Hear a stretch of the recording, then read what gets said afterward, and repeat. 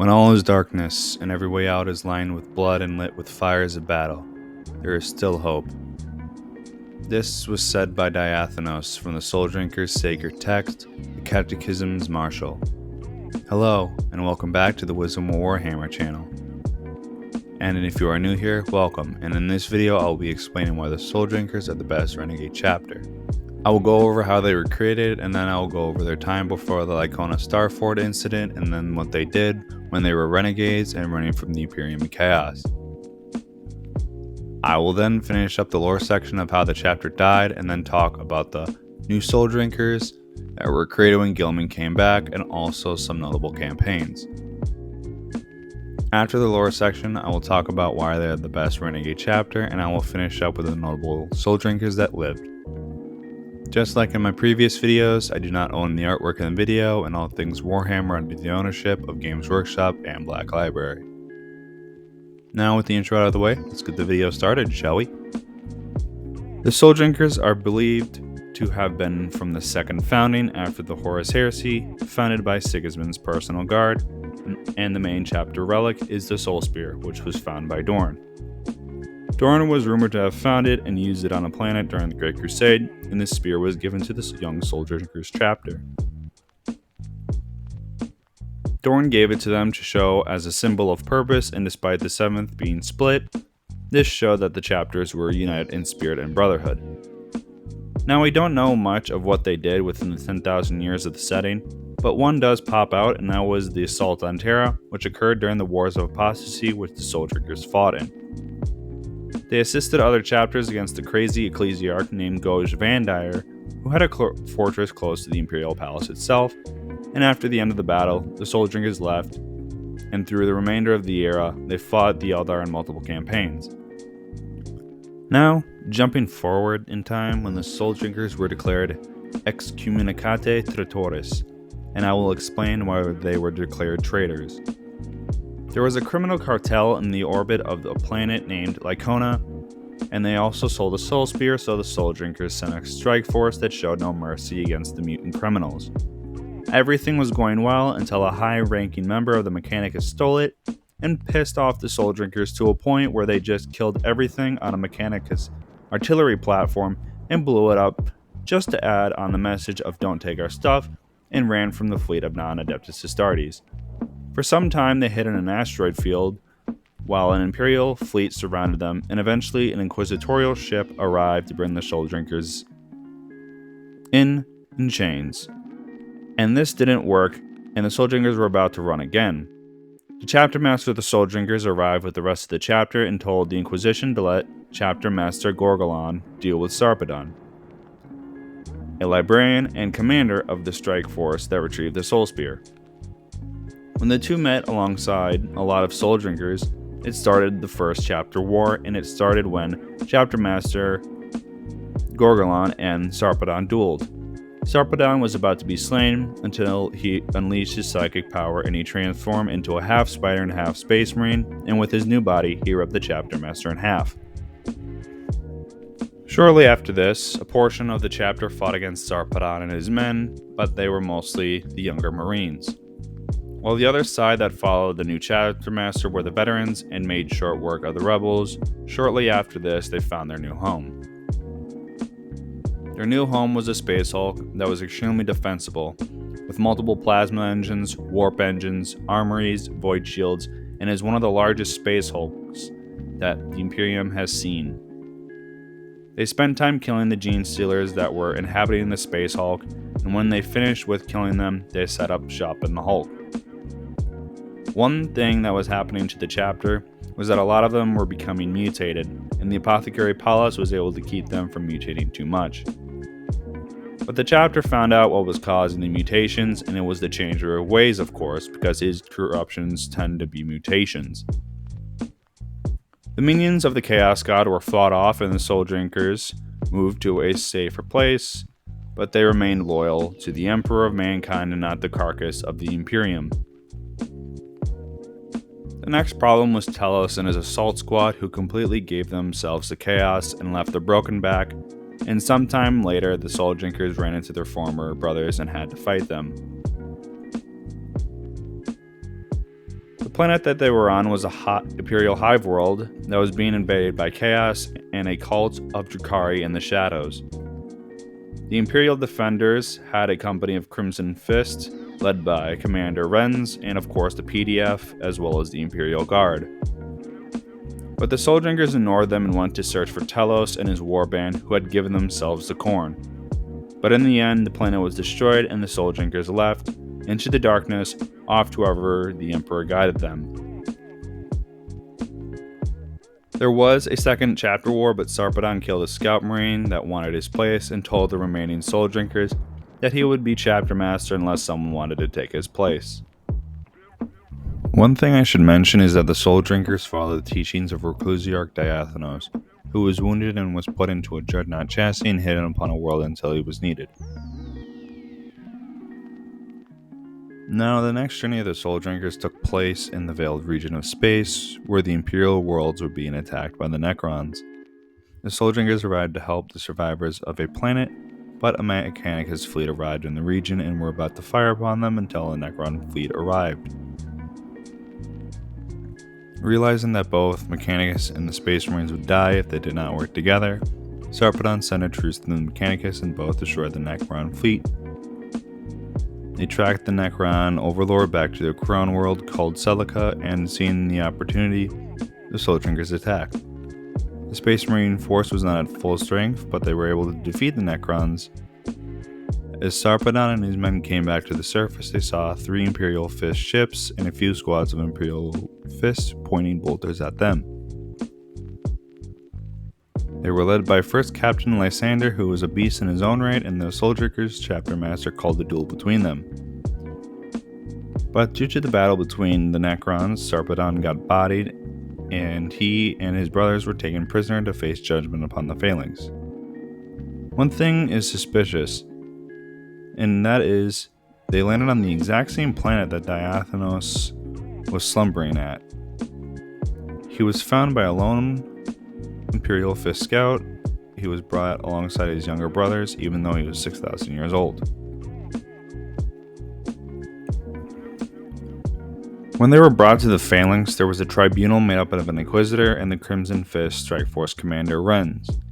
At this point of the story, Renz had been following them since they stole his company banner, and they had to deal with Telos and his men, and he was, at this point, a little bit crazy due to him losing his company banner and personal honor.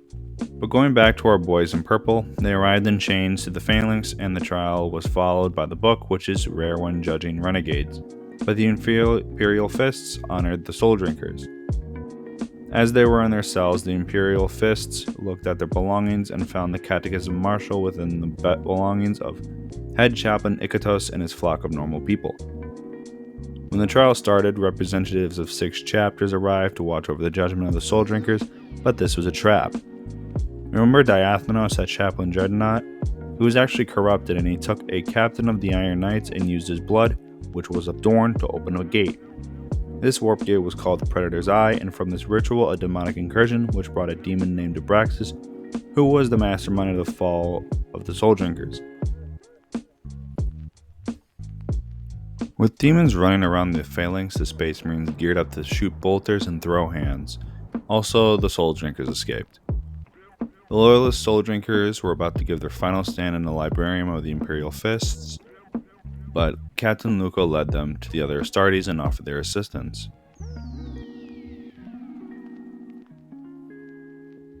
They were accepted to help them, and they showed their loyalty to the Emperor while Sarpedon hunted Ikatos and Diathanos. Sarpedon ran into Ikatos first, who had the Soul Spear, and after some fighting, Sarpedon viciously ripped out the information from his former brother. Now Ikatos, being driven insane from the mind reading, was put into an airlock and thrown into the void of space, and Sarpedon returned to the hunt.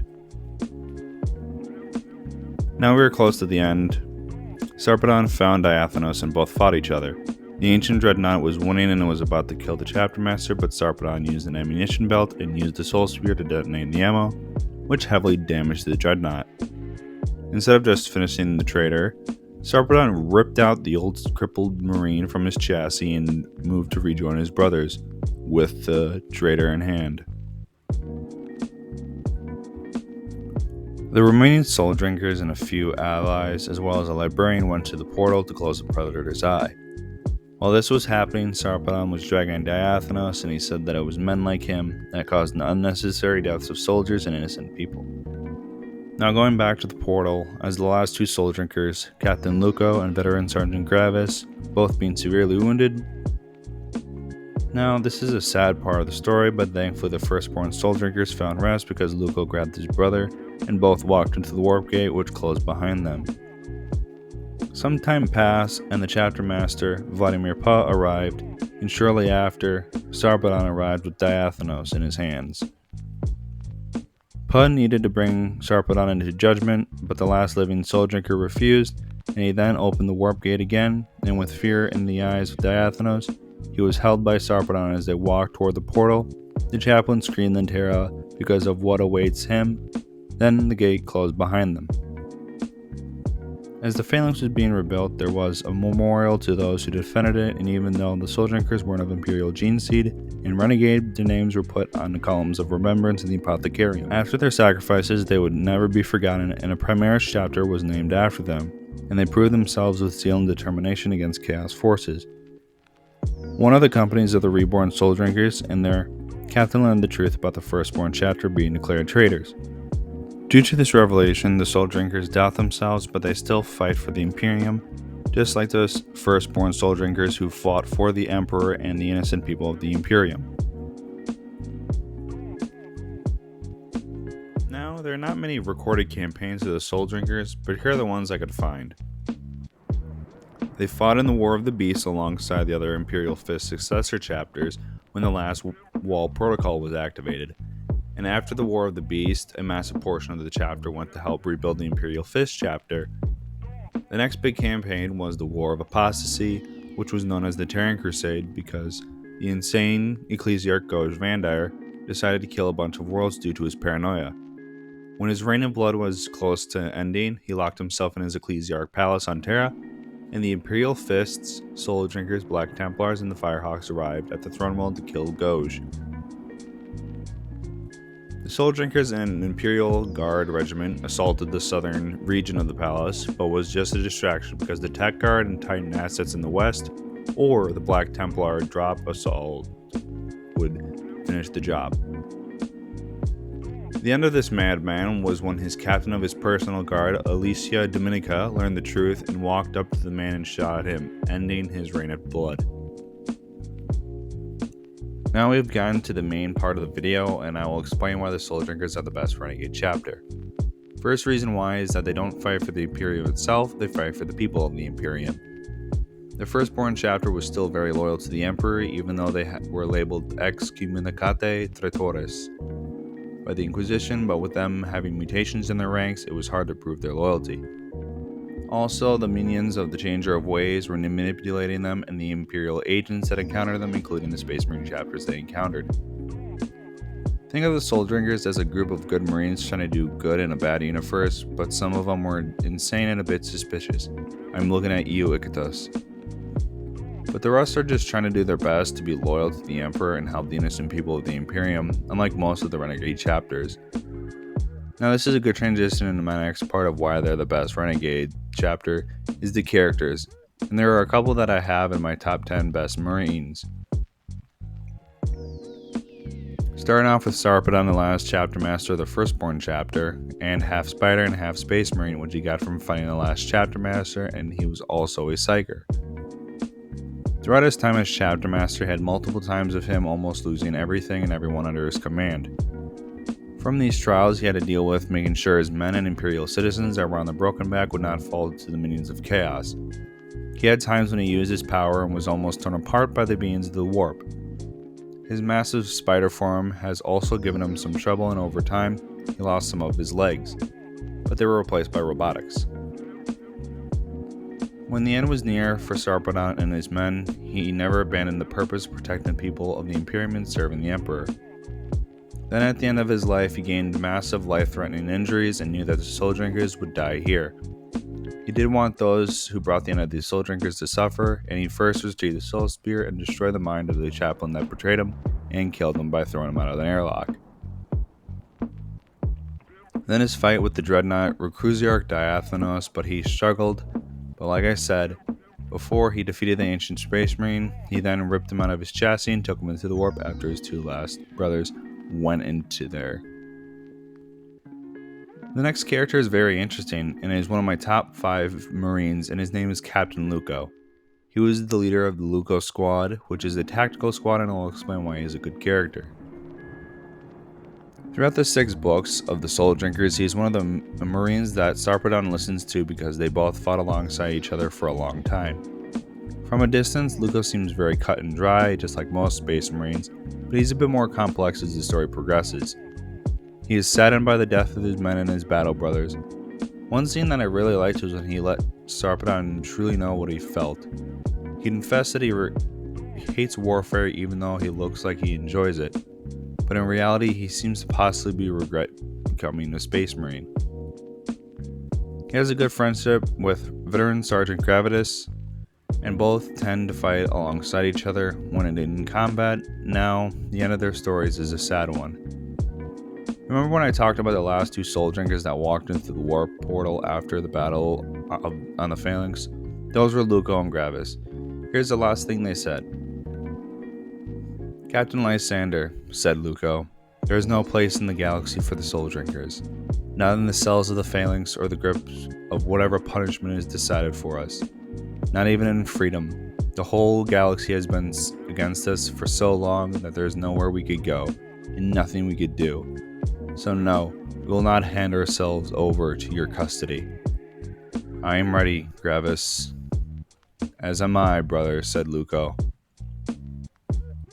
As he helped his living brother into the warp, that was one of the biggest bro moments in the entire series, and even Lysander told his men to stand down and he let him go. The next last Soul Drinker that stands out is Tech Marine Lygus, and he is one of the rare Tech Marines, and he stands out differently than other Tech Marines. Throughout the series, Lygus has put himself in dangerous position whenever he encountered cursed machine spirits and malfunctioning machines in the Brokeback and during incursions. He was one of the last Tech Marines in the Soul Drinkers chapter, but he did have a heavy burden on his shoulders, and he was the captain of the Brokenback and was one of the Sarpedon's closest counselors. He met his end against the Necron Lord on the world of Celica shortly after he lost his sanity when he linked himself to a Necron Harvester. But Lygus is similar to Luco because he cares for his brothers and the people under his protection, and it shows when he fixes up the equipment and the broken when it's needed. I think the Soul Drinkers series is the loyalist version of the Night Lord trilogy, but instead of a bunch of gangsters and sadistic killers, it's just a group of good guys trying to do the right thing. Now, those are my reasons why the Soul Drinkers are the best Renegade Space Marine chapter, and if you disagree, let me know what your favorite Renegade chapter and why you like those guys. I hope you guys enjoyed the video, and if you are new to the channel and would like to see more, hit the subscribe button and bell notification for when a new video comes out.